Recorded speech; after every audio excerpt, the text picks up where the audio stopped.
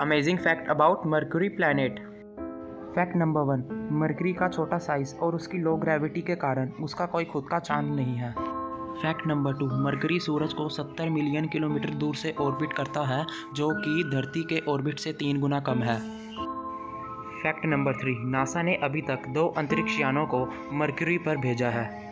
पहला यान मैरिनर 10 जो कि 1973 को, वही दूसरा यान मैसेंजर जो कि 2004 को लॉन्च किया गया था। फैक्ट नंबर 4, क्या आपको पता है 2012 में नासा के मैसेंजर स्पेसक्राफ्ट ने मरकरी के नॉर्थ पोल पर जमे हुए पानी को खोजा था। Fact number 5, sound of mercury planet.